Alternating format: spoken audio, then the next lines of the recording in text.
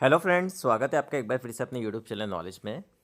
विशेष गहन पुनरीक्षण अभियान जिसमें एसआईआर के अंतर्गत आप सभी मतदाताओं ने अपने एनिमरेशन फॉर्म जो कि गणना प्रपत्र होते हैं वो फिल किए थे।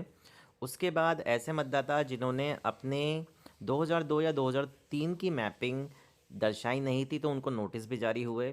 बट अब एक और नोटिस का फेज़ स्टार्ट हुआ है जो कि मैपिंग से रिलेटेड नहीं है, कि मैपिंग के नोटिस पहले जारी हो चुके हैं। अब जो यहाँ पे नोटिस इश्यू होने वाले हैं वो हो रहे हैं लॉजिकल डिस्क्रिपेंसीज़ के। लॉजिकल डिस्क्रिपेंसीज़ क्या होती है, एक बार मैं आपको बता देता हूँ डिटेल में। कि मान लीजिए आपने आपके पिता से मैपिंग करी थी, आपके पिता की मैपिंग दर्शाई थी, तो उसमें उस टाइम उनकी स्पेलिंग अलग थी और अब उनके नाम की स्पेलिंग अलग है। तो उस टाइप के भी यहाँ पे आपके पास नोटिस मिलेंगे मतदाताओं को। साथ ही साथ एज डिफरेंस अगर 15 साल या 15 साल से कम है आप दोनों की एज में, तो उसके रिगार्डिंग भी यहाँ पे ईसीआई ने वापस से नोटिस इशू किए हैं। तो इस प्रकार की लॉजिकल डिस्क्रिपेंसीज इस बार यहाँ पे ईसीआई द्वारा दी गई है, जो कि पहले बीएलओ ऐप में दी गई थी। साथ ही साथ उनको बीएलओज ने वहाँ पे उनका काम भी पूर्ण किया, बट कुछ रीजंस की वजह से वो डिस्क्रिपेंसीज वापस से आई हैं। तो सभी मतदाता एक बार ज़रूर अपने चेक करें कि यहाँ पे वे उनके पास किसी प्रकार का कोई नोटिस आया है या नहीं आया है। तो वो ऑनलाइन भी चेक कर सकते हैं। अगर नहीं आया है तो इसका मतलब है उनके पास कोई नोटिस अब नहीं आएगा।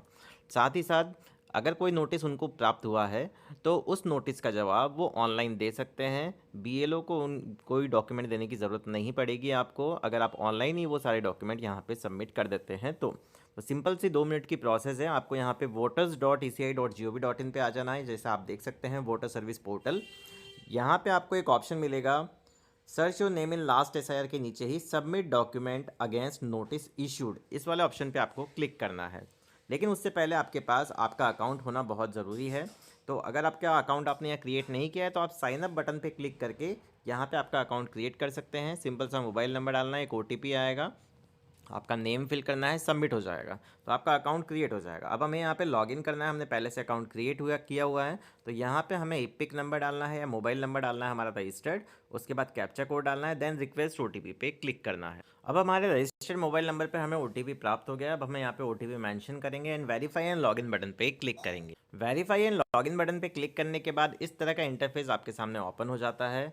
अब आपको ये चेक करना है इस ऑप्शन पे जाके कि क्या आपको ईसीआई की तरफ से कोई नोटिस इशू हुआ है लॉजिकल डिस्क्रिपेंसी से रिलेटेड या अदर रीज़न की वजह से।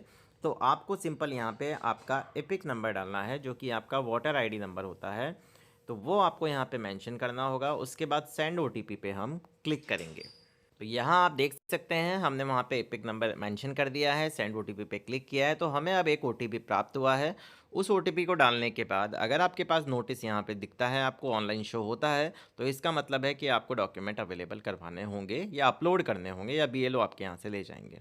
तो अगर लेकिन यहाँ पे किसी प्रकार का कोई नोटिस आपको शो नहीं होता है तो इसका मतलब है कि आपका किसी प्रकार का कोई नोटिस जनरेट नहीं हुआ है। तो सिंपल से हम यहाँ पे ओटीपी डालेंगे एंड सर्च बटन पे क्लिक करेंगे। यहाँ हमने ओटीपी एंटर कर दिया है। अब हम सर्च बटन पे यहाँ पे क्लिक करेंगे।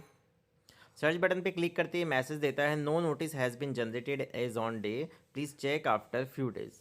अब यही सेम प्रोसेस हम ऐसे मतदाता की यहाँ पे एपिक नंबर डाल के देखते हैं कि जिसको नोटिस इशू हुआ है। तो हम वो यहाँ पे एपिक नंबर डालेंगे, ओटीपी डालेंगे एंड सर्च बटन पे क्लिक करें। जैसे ही हमने वहाँ पे एपिक नंबर डाल के ओटीपी डाल के सर्च किया तो अब आप देखेंगे यहाँ पे कि इस मतदाता को यहाँ पे नोटिस प्राप्त हुए हैं। साथ ही साथ इनका नेम मिलेगा, स्टेट नेम मिलेगा, हियरिंग डेट मिलेगी, एपिक नंबर मिलेगा। अब इनको यहाँ पे नोटिस किस चीज़ का इशू हुआ है, that the age difference between you and your parents, मतलब मैंने जो आपके स्टार्टिंग में बताया था कि पेरेंट्स और आपकी एज के डिफरेंस के रिगार्डिंग यहाँ पे आपको नोटिस इशू हुआ है। क्योंकि इलेक्शन कमीशन को लगता है कि इतना डिफरेंस नहीं होना चाहिए, इतना कम 15 साल का डिफरेंस नहीं होना चाहिए पिता और पुत्र के बीच में या पिता पुत्री के बीच में, जो भी यहाँ पे है।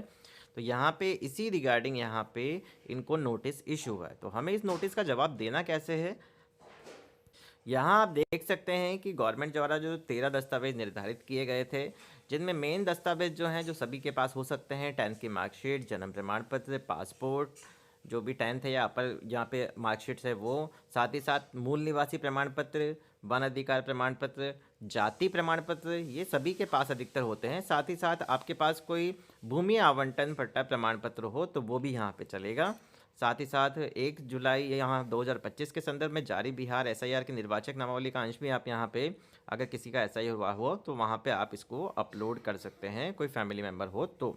बट यहाँ पे आपके जो मेन दस्तावेज जो आपके पास होंगे, जैसे जो गवर्नमेंट एम्प्लॉयज़ हैं उनके पास पीपीओ होता है, साथ ही साथ कोई बैंक की दस्तावेज हो आपके पास 1 जुलाई 1987 से पहले का, जाति प्रमाण पत्र, पासपोर्ट, ये मेन दस्तावेज है जो मैं आपको बताता हूँ एक बार और। जन्म प्रमाण पत्र, पासपोर्ट, 10th की मार्कशीट, मूल निवासी प्रमाण पत्र, जाति प्रमाण पत्र, ये अधिकतर सभी के पास होते हैं। तो इनमें से कोई भी डॉक्यूमेंट आप वहाँ पे अपलोड कर सकते हैं। तो अपलोड करना कैसे है, आइए चलते हैं।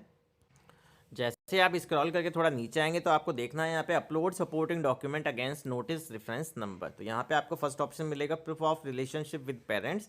तो आपका जो भी पिताजी के साथ संबंध है, मान लीजिए आधार कार्ड है, तो वो आप यहाँ पे लगा सकते हैं।